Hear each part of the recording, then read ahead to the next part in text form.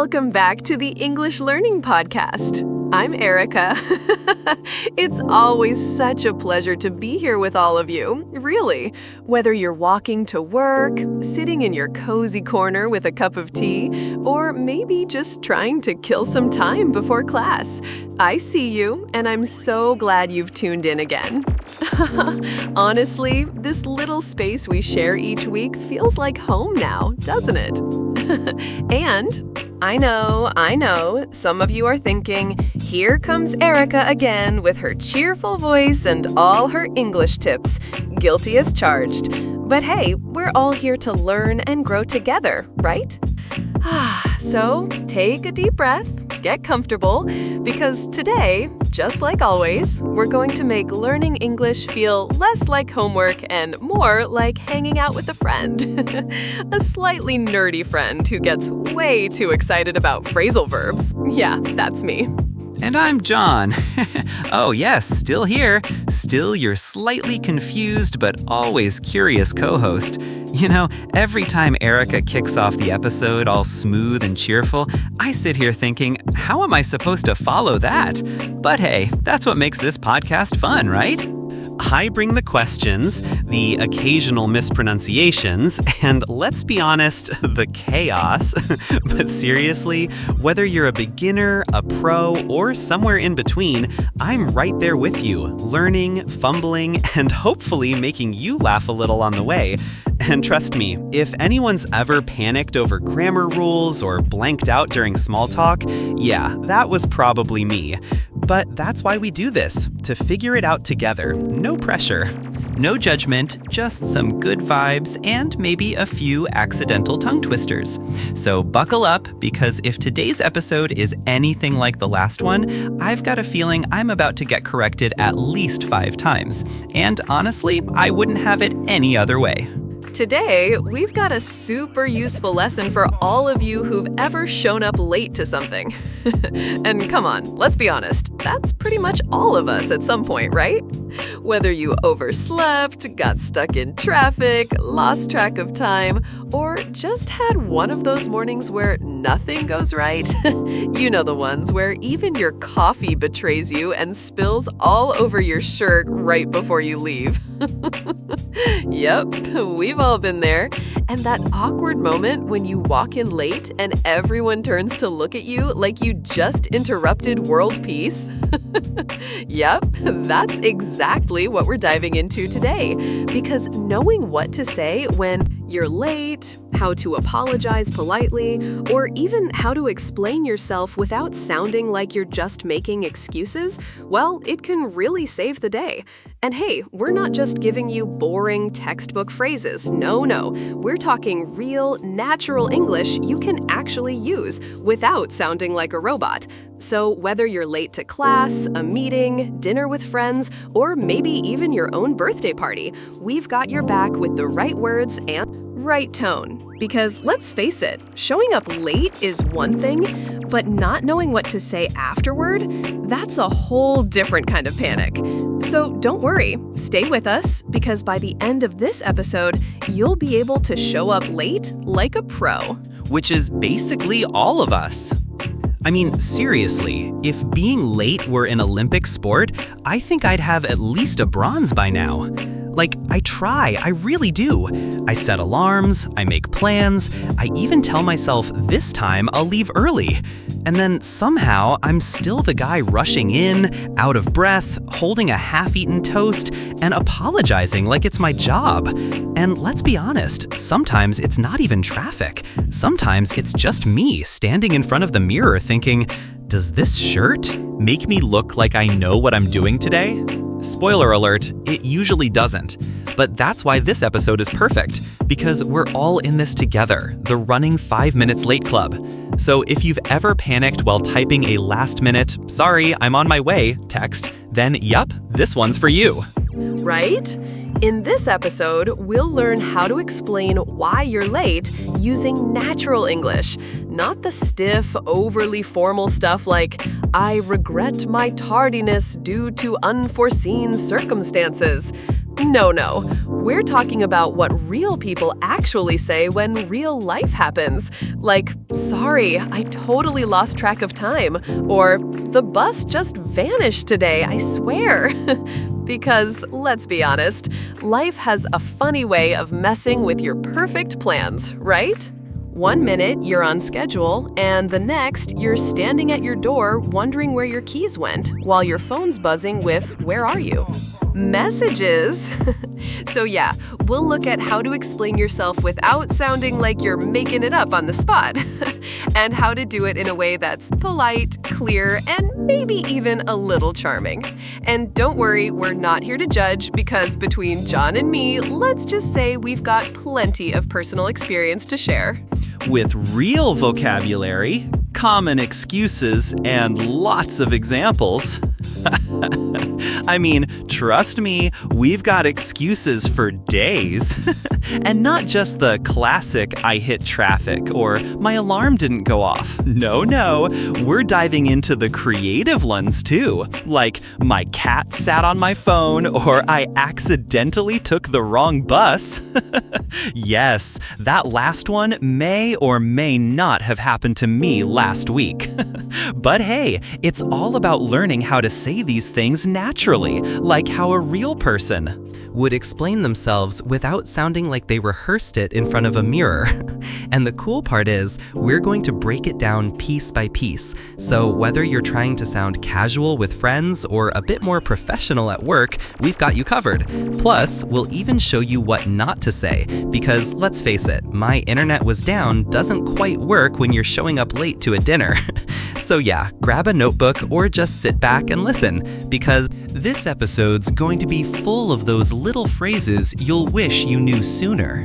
And if you enjoy this podcast, don't forget to follow, share, and subscribe to the English Learning Podcast. Come on, you know the drill, right? It's that little button that makes sure you never miss an episode, even if you're, well, running a bit late. And hey, if today's topic sounds a little too relatable, maybe send it to that one friend who's always late. You know who I'm talking about. We all have that friend. Or maybe you are that friend. Either way, we're here to help. No judgment, just a whole lot of learning and maybe a few laughs along the way. And honestly, every time you share this podcast or hit that follow button, it helps us grow this little community of learners from all around the world, which is just amazing. So thank you for being here. Thank you for listening. And all right, enough chit-chat. Let's jump in. Okay, imagine you're late to work and your boss is waiting. Yeah, that heart-dropping moment when you walk in and you already know they've been checking the clock like 10 times. You try to walk in casually like nothing happened, but your face is basically screaming, "Please don't ask me anything." We've all had that scene play out, right? Shoes still untied, coffee half spilled, and your mind racing through all the excuses that might sound believable. But don't worry, today's dialogue will help you handle that kind of situation without panicking or sounding like you just made something up on the spot. Because let's face it, saying, traffic? With that guilty look only makes it worse. So we're going to show you how to sound natural, respectful, and still a little human, even when you're walking into the room 10 minutes behind schedule. And trust me, these phrases are going to save you from that awkward silence where everyone turns to look at you like you just stepped out of a time machine. So yeah, don't worry, we've got you. We'll hear from 5 people: the boss, the assistant, and 3 latecomers. Yep, a full cast of characters today. And trust me, each one brings their own flavor of chaos to the situation. The boss, of course, is not exactly thrilled. Imagine that tight-lipped, "Where have you been?" look that says everything without saying a word. Then there's the assistant, probably trying to hold everything together and low-key texting updates like, "He's still not here." And then we've got the 3 latecomers. each with their own story, excuse, and let's be honest, a little bit of panic in their voice. One might be all flustered, like, I swear my alarm didn't go off. Another might go the dramatic route, like, you won't believe what happened. And maybe one just totally owns it, like, yeah, I'm late, but I brought donuts. And that's what makes this so fun, right? These little moments that we've all lived through, but now you'll hear how to actually handle them in English, naturally, confidently, and maybe with a tiny bit of humor too. So grab your headphones, get comfy, and let's listen. Where is everyone? We were supposed to start 15 minutes ago. This meeting wasn't optional, was it? I mean, am I the only one who still knows how to read a clock around here? I cleared my schedule, showed up on time, and now I'm just sitting here waiting. If they think this is going to turn into some casual coffee catch-up, they're very wrong. Honestly, at this point, I half expect someone to walk in with a smoothie and say, "Sorry, traffic." Well, traffic didn't stop me, did it? Unbelievable. Let's see who strolls in first with the most creative excuse. This better be good. Joe called and said she'd be here in a sec. Yeah, I know. That's what she said 10 minutes ago, too. She mentioned she got tied up with a client, sounded kind of flustered on the phone, like you could hear papers shuffling and her heels clicking while she talked. Honestly, it was one of those I'm talking while running kind of calls.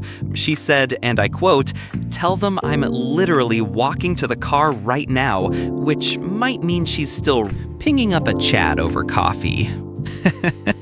But hey, she sounded convincing, so maybe let's give her the benefit of the doubt this time. I mean, at least she called, right? Sorry I'm late, everyone. There was a huge traffic jam on the highway this morning. I mean, like, completely stopped. Nothing moved for 30 minutes straight. Not even a slow crawl. At one point, I honestly thought I could have walked faster, or maybe just abandoned the car and jogged the rest of the way. There was a guy next to me doing yoga outside his van. Not even kidding. I kept checking the clock and thinking, please, please, just let it clear. And of course, it cleared right when I was already late.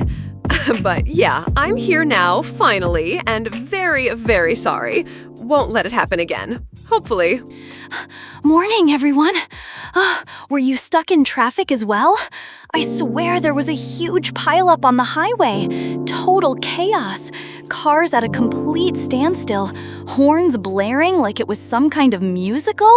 I actually turned my engine off at one point. That's how bad it was. And the GPS? Useless. It kept rerouting me in circles like it was playing a prank. I was sitting there thinking, okay, Jess, either grow wings or just teleport. And then, of course, I spilled coffee in my lap while trying to take a call. So yeah, this morning has been a real adventure. But hey, I made it, just a little late and a little caffeinated. Hope I didn't miss too much. Scott just called a minute ago and said he's running a bit late. Apparently, his last meeting totally ran over, like way over. He said it was supposed to wrap up in 20 minutes, and it turned into nearly an hour. He sounded kind of out of breath, actually, like he was speed walking through the office trying to escape. But yeah, he's definitely on his way now. He said something like, "Don't start without me." So fingers crossed he doesn't run into whatever traffic monster caught the rest of you this morning. Should be here any minute. Guys, this is not acceptable at all. I mean, seriously.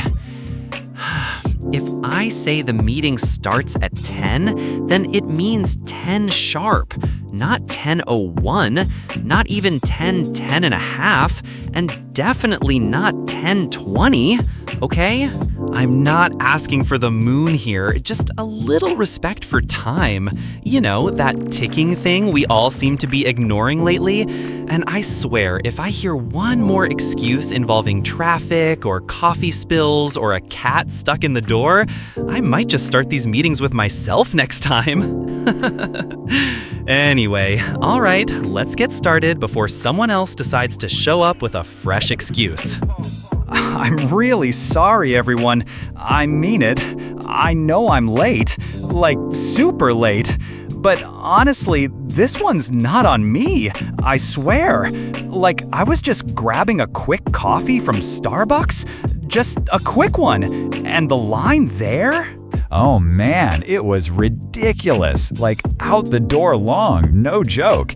And I thought, okay, 5 minutes tops. But no, I stood there for what felt like forever, 20 whole minutes just to get my coffee. And by the time I finally had it in my hands, my caramel macchiato, still warm, thank God, I looked at the time and was like, oh no, full-on panic mode. So I ran all the way here, coffee in one hand, guilt in the other, and I'm here now, a little breathless. But here, please tell me I didn't miss too much, or at least not the angry boss speech part. Wait, I probably didn't I? Huh. Okay, some of those excuses were better than others, let's be honest. I mean, traffic jam? Classic. That's the go-to.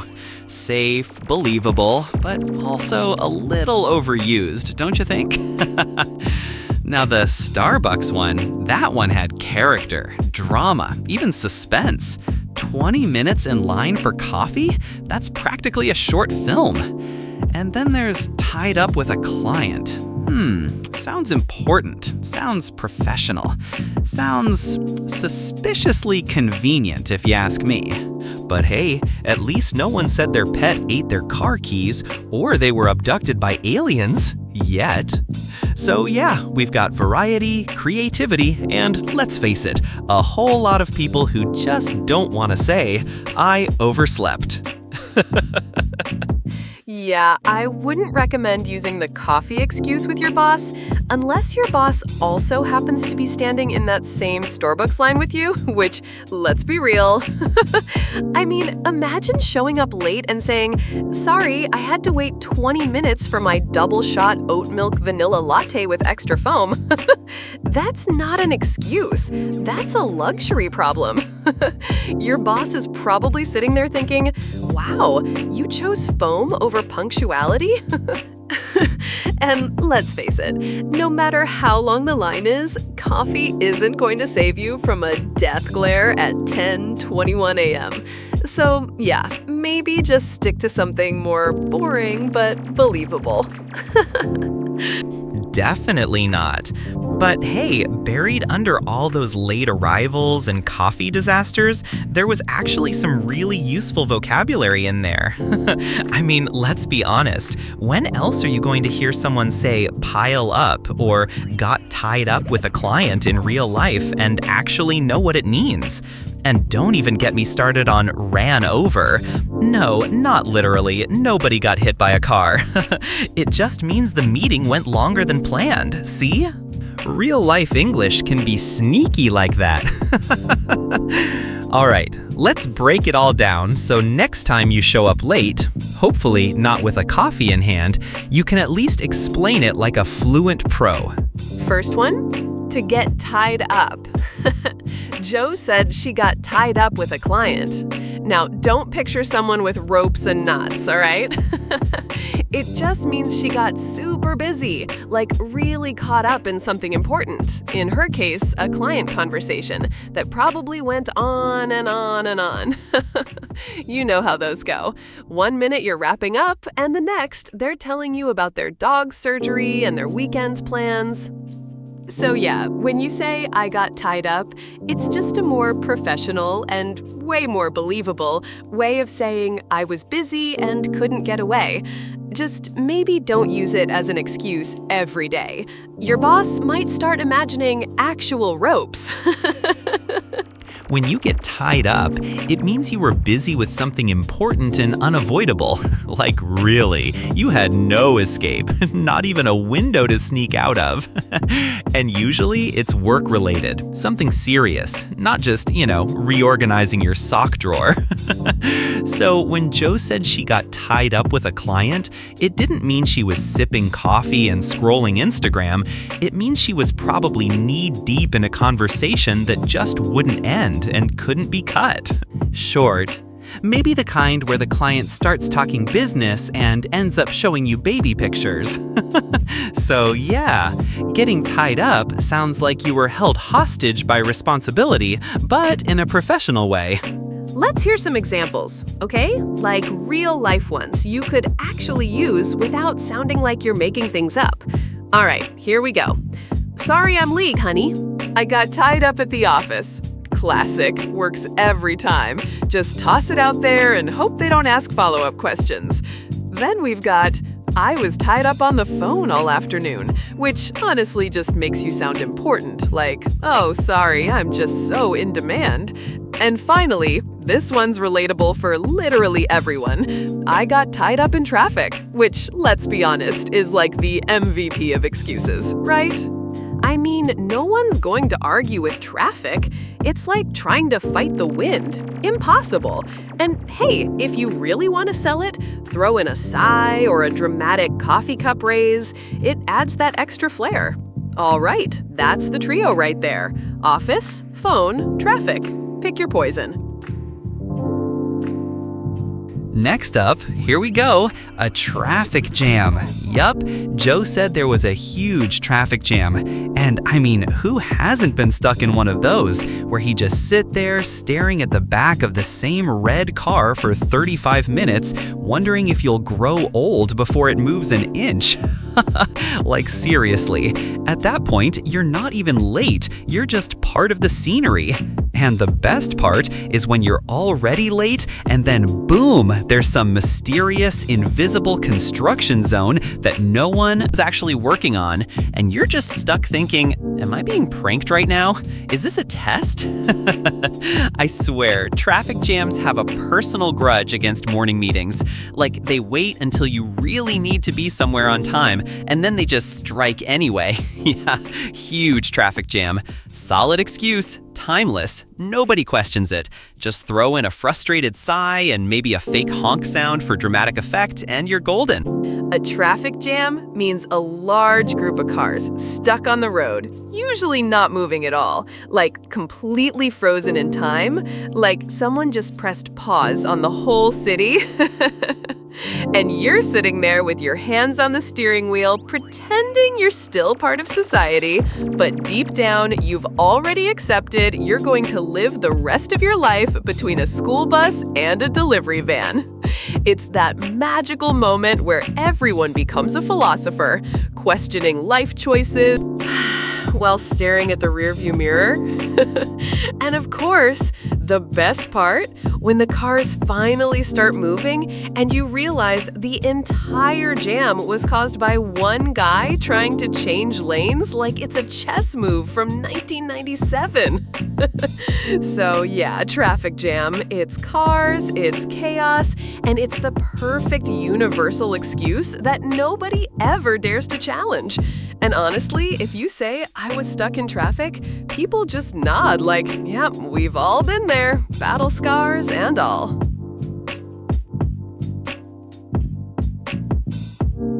Jess said there was a pileup. That's an accident involving multiple cars, and not just like one or two tapping bumpers politely. I mean a full-on domino effect of bumpers, bonnets, and broken headlights, like cars stacking up like a game of Jenga gone horribly wrong. The kind where nobody's really sure who hit who first, but everyone's out of their car pointing in all directions like confused traffic cones. And even the guy who just stopped to look somehow ends up part of the mess.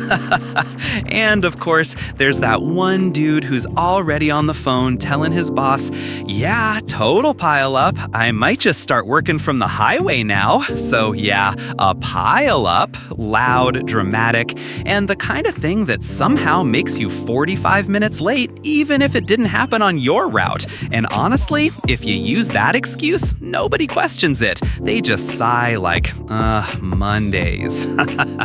Right. When many cars crash into each other, that's called a pileup. Like one car hits the next, then another one joins in. And before you know it, it's like cars playing bumper cars on the highway, but without the fun music or seatbelts that work properly. And it usually causes huge traffic jams, the kind where nobody moves for hours, and people start stepping out of their cars like it's a street party no one asked for. You've got someone pacing with a coffee cup like it's a runway, another guy giving a weather update like he's live on TV. Looks like we're still stuck, folks. And someone always tries to reverse like they're about to escape, but nope, trapped like everyone else. So yeah, pile-ups, total chaos, total delay, and a total lifesaver of an excuse when you're late and out of ideas. Scott said he's running late. Again, which at this point feels less like a rare event and more like his personal brand. I mean, seriously, if being fashionably late were an Olympic sport, I think Scott would have taken gold, silver, and bronze all in the same round. And every time he says, "I'm running late," you can just imagine him frantically looking for his keys, realizing they're already in his hand, tripping over a shoe he swore he put away, and then blaming it all on a cat he doesn't even own. Laugh. Honestly, if Scott ever shows up early, I think we'd all assume we're dreaming or the world's ending. But hey, at least he's consistent. That's a super common phrase. Seriously, it's one of those things we all say like a reflex when we know we're not going to make it on time, but still want to sound polite. I mean, running late just feels softer than I totally mismanaged my morning and now I'm sprinting down the street like a lunatic. And people use it in every situation. Like, Jane is running late. She'll be here in 10 minutes, which usually means 30. Or, I'm running a bit late. Please start without me. Which is code for, I haven't even left yet, but I'm trying to sound responsible. Honestly, it's the universal way of being late without sounding guilty. Like a magical excuse wrapped in nice words. We've all been there, haven't we? And finally, let's talk about to run over. Not the car one, don't worry, no tires involved here today. I mean, when something, like a meeting or event, goes beyond its planned time. So Scott's meeting ran over, which basically means it didn't just finish late, it kept going and going and going, like it forgot it had an end time at all. You know those meetings where you glance at the clock and think, okay, we're almost done, and then someone raises one more point, and suddenly you're trapped for another 30 minutes? Yeah, that's a meeting running over. And poor Scott probably thought he'd be out in 20 minutes, but ended up stuck there watching the clock slowly betray him. Classic work life, right? If something runs over, it means it keeps going beyond the time you thought it would end. Like seriously, you look at your watch and go, wait, we're still doing this? For example, a meeting that was supposed to end at 3 p.m., but somehow you're still stuck there at 4:15, pretending to nod while secretly checking your phone under the table. And yeah, we've all been there, right?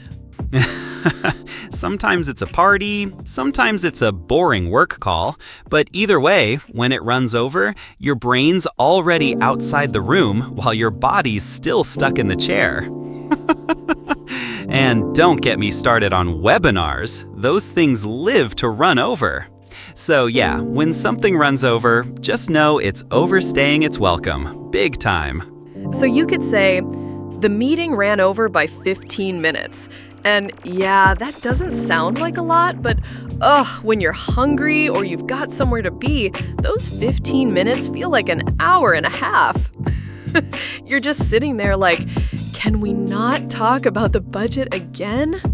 And someone always raises their hand right at the end, like right when it was wrapping up. They're like, just one quick thing. And you know you're doomed.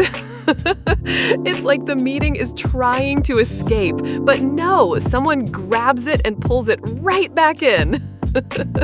So yeah, the meeting ran over by 15 minutes is what you say when you're being polite, but inside you're screaming, 15 minutes of my life gone!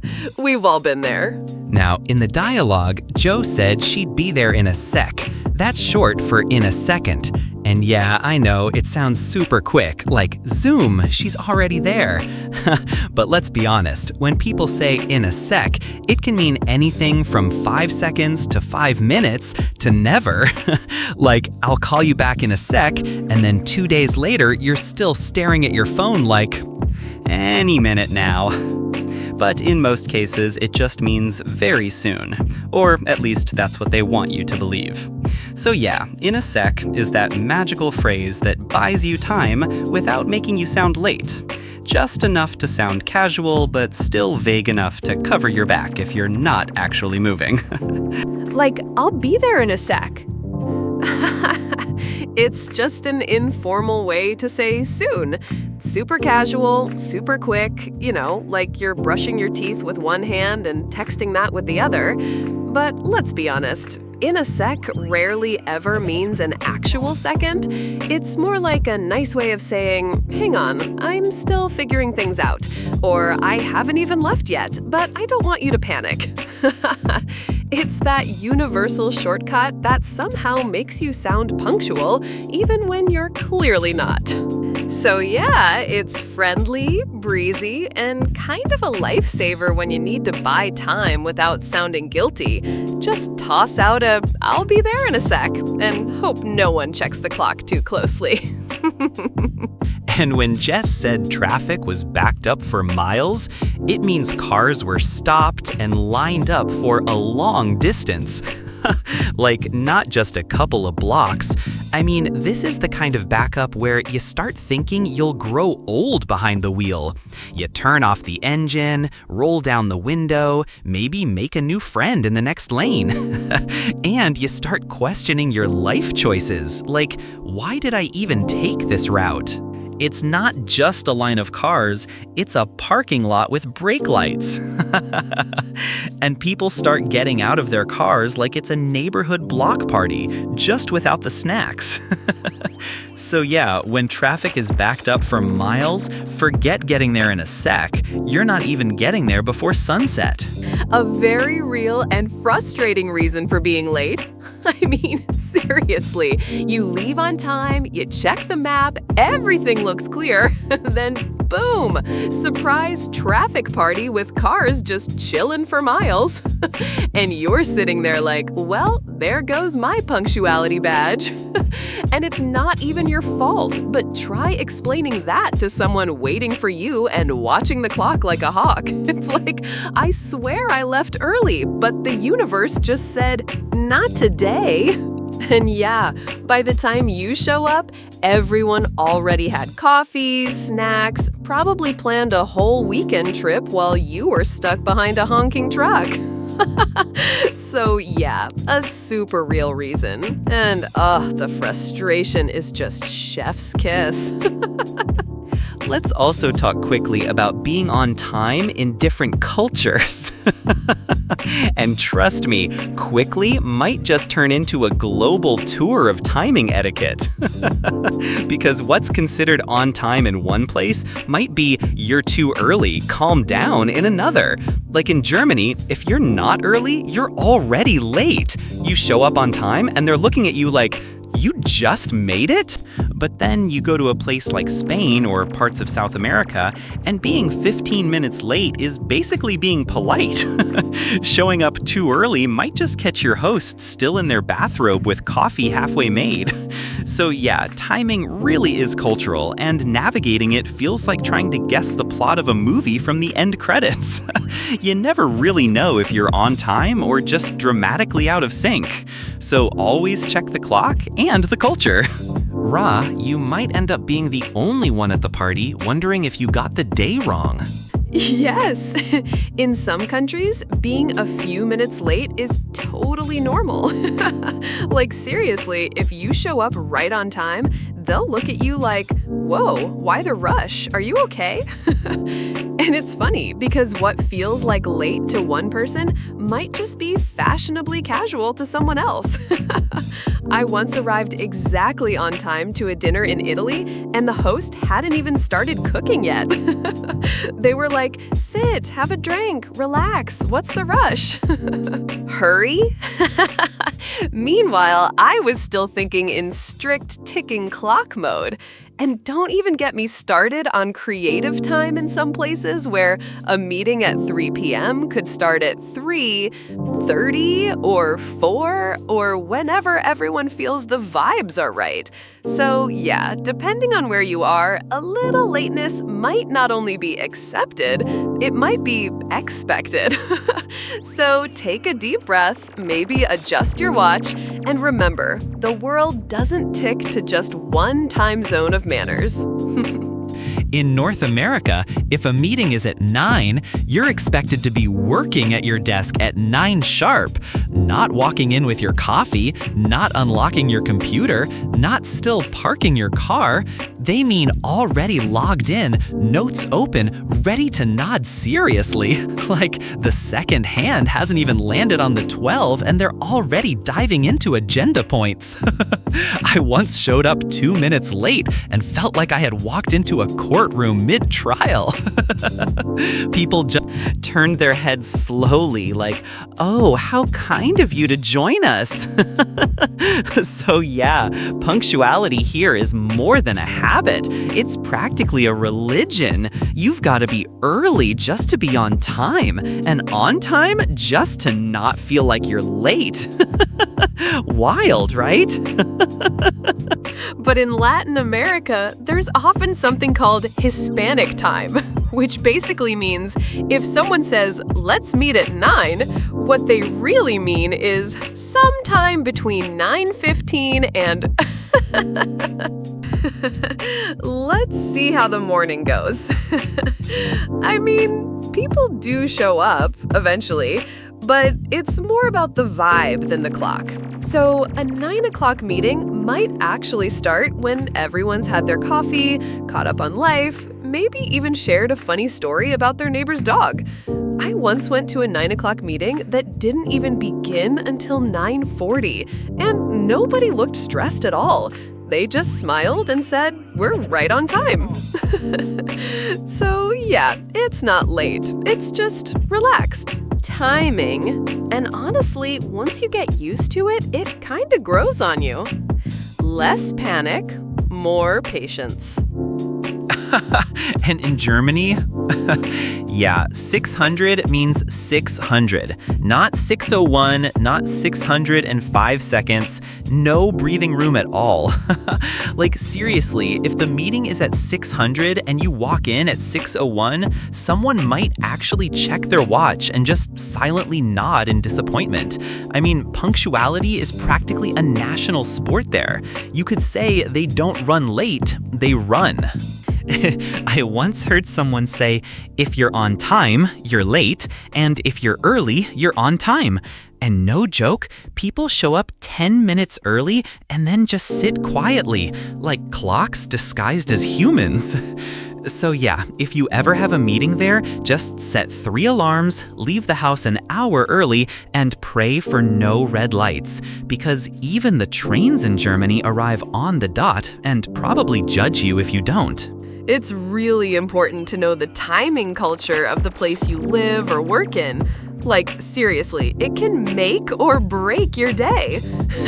I mean, imagine showing up fashionably late in Germany and getting greeted with absolute silence and side eyes, or showing up exactly on time in Argentina and realizing you're the first one there by a good half hour.